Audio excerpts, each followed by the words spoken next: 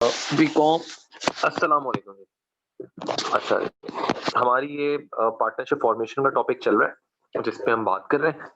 और partnership formation में हम मजीद सवाल जो है वो करते हैं। हमने देखा था कि किस तरह से पार्टनर्स जो है वो एक फर्म बना रहे होते हैं और अपनी अपनी चीजें लेकर आ रहे होते हैं, हम उनको रिकॉर्ड कर रहे होते हैं। बुक वैल्यूज पे हमने देखा था, यानी कि अगर पुरानी उनकी अपनी कोई कंपनी है, उसको उन्होंने दो लोगों ने मिलकर बनाया है, एक नई कंपनी फॉर्म की है, तो अब पुरानी जो कंपनी है उसकी जो वैल्यूज थी वो एज इट इज हम लेकर आ रहे थे, उसको हम बुक वैल्यू कह रहे थे। ठीक हो गया, आगे हम चलते हैं।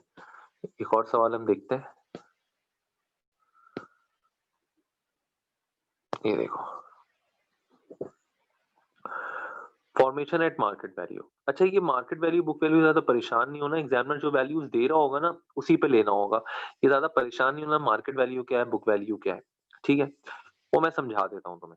मार्केट वैल्यू क्या है कि जिस पे पार्टनर डिसाइड कर रहे हैं। भी मिसाल के तौर पे एग्जामिनर खुद कहेगा कि 50,000 रुपए का उनके फर्नीचर है, उन्होंने डिसाइड किया 50 का नहीं 40 का आना चाहिए, तो एग्जामिनर खुद बता रहे तो 40,000 ही लेंगे ना वैल्यू पार्टनरशिप फॉर्मेशन में। ठीक, तो अग्रीड वैल्यू क्या है, मार्केट वैल्यू क्या है कि भाई दो लोगों ने कहा कि हमारे पुराने बिजनेस थे, इससे पहले हमने सवाल किया, उसने कहा मेरे पास फर्नीचर 1 लाख का है, तुम्हारे पास इक्विपमेंट 80,000 का है, तो और तुम्हारी इन्वेस्टमेंट 80,000 की, मेरी 1 लाख की हो गई।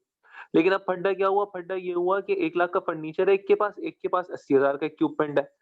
लेकिन अब बहस ये हो रही है भाई जो तुम्हारे पास 1 लाख का फर्नीचर है उसकी वैल्यू 1 लाख की नहीं है, बल्कि वो असल वैल्यू 70,000 की है।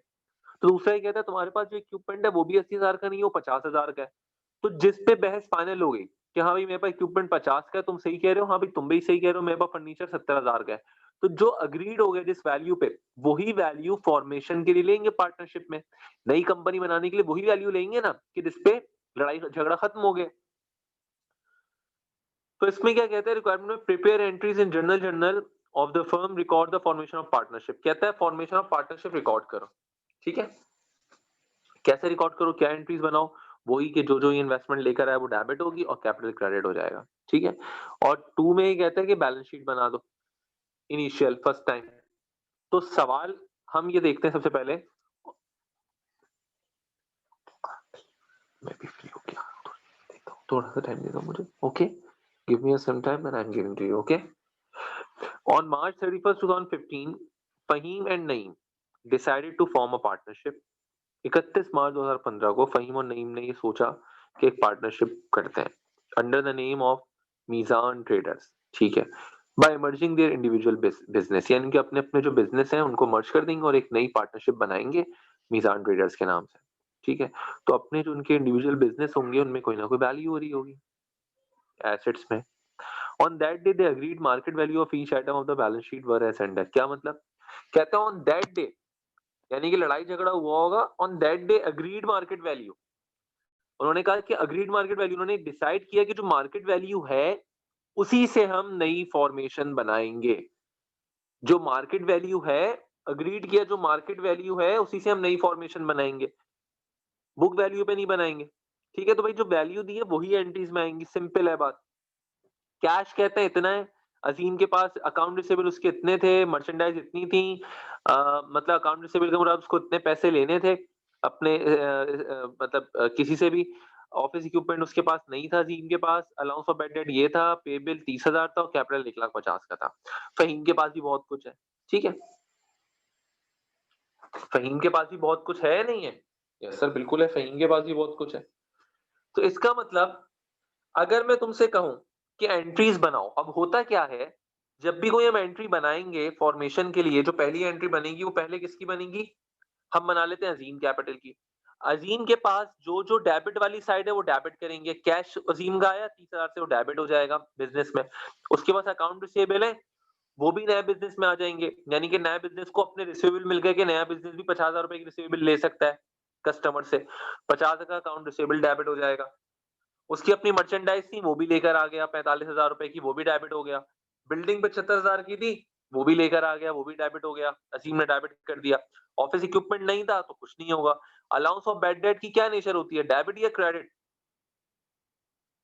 Credit sir, 20,000। ठीक है, यानी कि नेट अकाउंट रिसीवेबल कितने, 30,000 है। 50,000 में से या तो तुम 20,000 माइनस करके अकाउंट रिसीवेबल को 30,000 से डेबिट कर दो कि नेट अकाउंट रिसीवेबल ही है, या अकाउंट रिसीवेबल में से allowance of bad debt minus होता है ना, या तो 30,000 से डेबिट अकाउंट रिसीवेबल कर दो, या हमेशा अकाउंट रिसीवेबल को डेबिट करो और क्रेडिट करो अलाउंस ऑफ बैड डेट को, क्योंकि अलाउंस ऑफ बैड डेट हमेशा क्रेडिट होता है, ठीक है।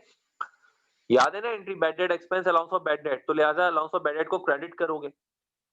अकाउंट पेबल, उसकी लायबिलिटी 30,000 की थी, तो भाई लायबिलिटी भी वो लेकर आ रहे हैं कि मेरे मुझे इतने पैसे देने थे, नए बिजनेस को भी इतने पैसे देने होंगे, यही मुआहदा हो रहा है, ठीक है, कि जो कुछ पुराने बिजनेस में था सब कुछ एज इट इज उठ के नए बिजनेस में आ जाएगा। और उसका कैपिटल कितना बन रहा है अजीम का 1,50,000 का, तो अजीम का कैपिटल 1,50,000, जरूरी नहीं कि दोनों 50-50 इन्वेस्टमेंट करें, उसका भी 1,50,000 हो, उसका भी 1,50,000। यहाँ अजीम का कैपिटल 1,50,000 है, फहीम का 1,25,000 है, कोई मसला नहीं है, वो कम कैपिटल ला रहा है, उनमें बात हो गई आपस में। इसी तरह फहीम की एंट्री अब बनेगी, कैश डेबिट 60,000 से, अकाउंट रिसीवेबल डेबिट 35 से, मर्चेंडाइज डेबिट 80,000 से, ऑफिस इक्विपमेंट डेबिट 20,000 से, allowance of bad debt credit होगा 15,000 से, अगर अलाउंस ऑफ डेप्रिसिएशन होता क्रेडिट वो भी कर देते, अकाउंट पेबल क्रेडिट होता है 35,000 से, वो क्रेडिट होगा। और तुम देखना कैपिटल कितना बन रहा होगा, 1,25,000 रुपए, ठीक है। और ये एंट्री चेक करते हैं, ये सवाल अपने पास नोट करना और फिर इसकी एंट्री देखते हैं।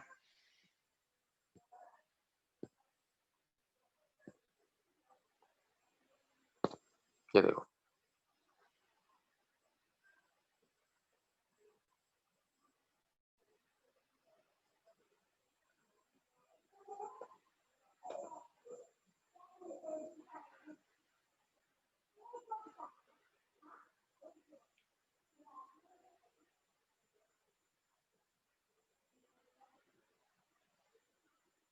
चेक करो, कैश सवाल में 30,000 था, आ गया, 50,000 अकाउंट रिसीवेबल था, डेबिट 50,000 से हो गया, 45,000 मर्चेंडाइज से थी, डेबिट हो गई, बिल्डिंग 75,000 से डेबिट हो गई। Allowance for bad debt check करो, 15 कितना था इनके पास, 20,000 था, वो क्रेडिट हो गया, अकाउंट पेबल 30,000 का था, और अजीम कैपिटल उस सवाल में खुद बता रहा है कितना हो गया, 1,50,000। अमूमन अब इन दोनों साइड को तुम टोटल करोगे ना, इसको और इसको, तो कितना बन रहा होगा, पूरा पूरा दोनों बराबर आ रहे होंगे, ठीक है, क्योंकि दोनों हमेशा बराबर आने चाहिए। एग्जामिनर बात पता है क्या करता है, ये वैल्यू नहीं देता और कहता है राइट डाउन, मतलब एंट्री बना दो, तो कैपिटल कितना आएगा, अगर वो 1,50,000 नहीं देता, बस कैपिटल हमें खुद निकालना होता, तो कितना आता, इन सबको जमा करते 2 लाख हुआ, ठीक है, इन सबको जमा करते 2 लाख हुआ। अब इस 2 लाख में से ये 50,000 माइनस कर दो, ठीक है, इन 2 लाख में से 50,000 माइनस कर दो, ये 50,000, तो जाहिर सी बात है बैलेंसिंग फिगर क्या आएगी, 1,50,000 की। भाई दोनों साइड बराबर होने चाहिए ना, डेबिट में से क्रेडिट माइनस करेंगे, जो नेट वैल्यू है वो इन्वेस्टमेंट है।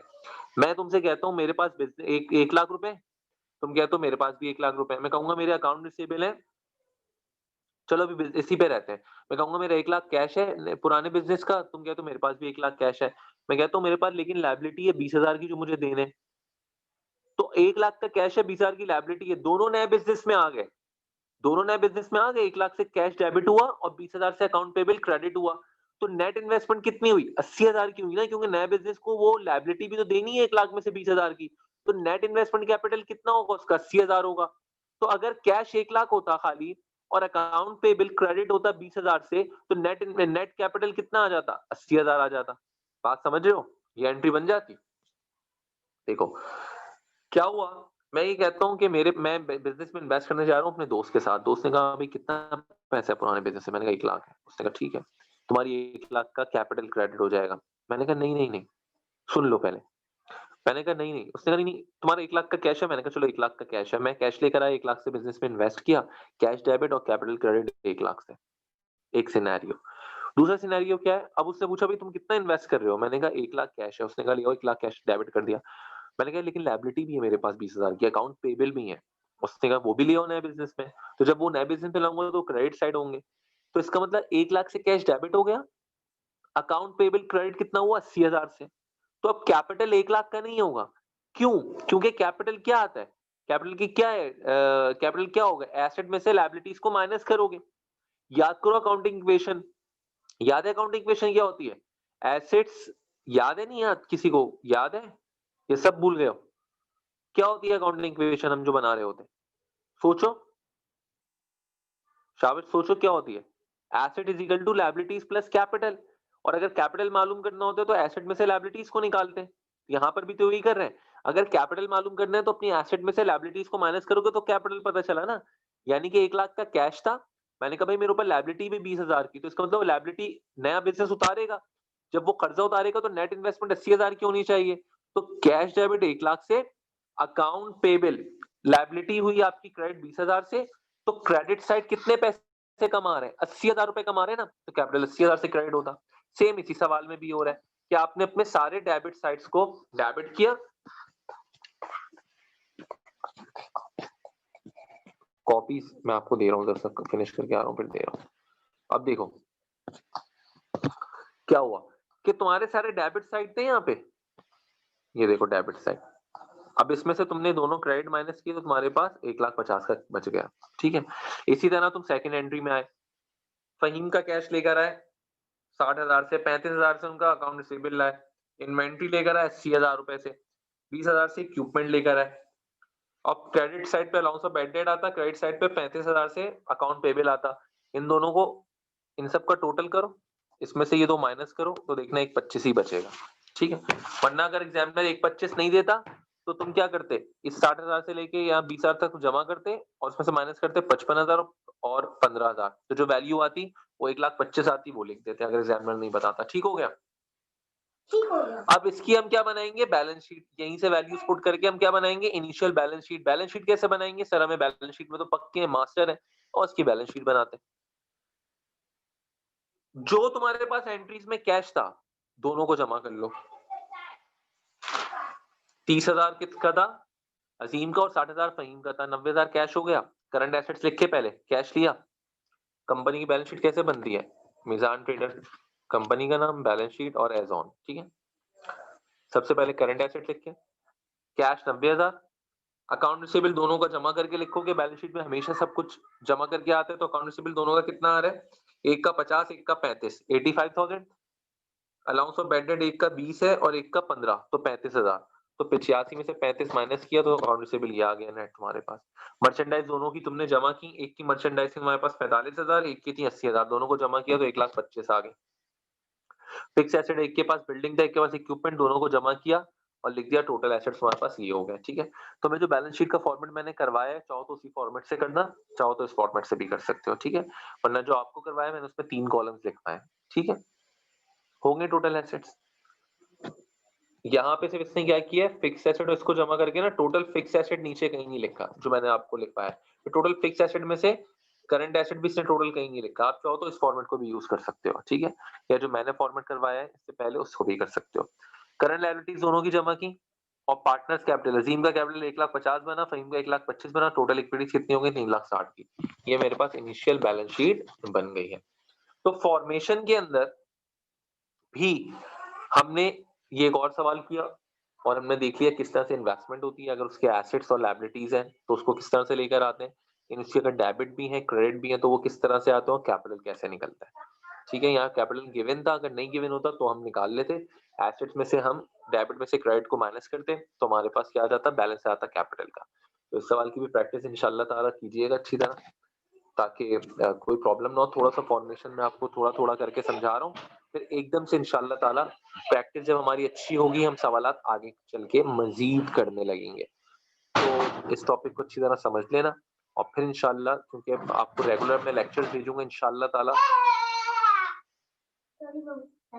तो इंशाल्लाह ताला मैं आप लोगों को लेक्चर जो है वो लेक्चर्स आप लोगों को भेजने लगूंगा इंशाल्लाह ताला। कुछ है हमारी अभी शरारती, क्या करें आप लोगों की तरह। तो इंशाल्लाह ताला मैं लेक्चर्स आप लोगों को भेजने लगूंगा। मंडे ट्यूसडे को भी मेरा इंशाल्लाह है कि मैं रेगुलर भेजूं, तो अब इंशाल्लाह रेगुलर आप लोगों पर लेक्चर्स आएंगे, ठीक है। Thank you, Allah Hafiz.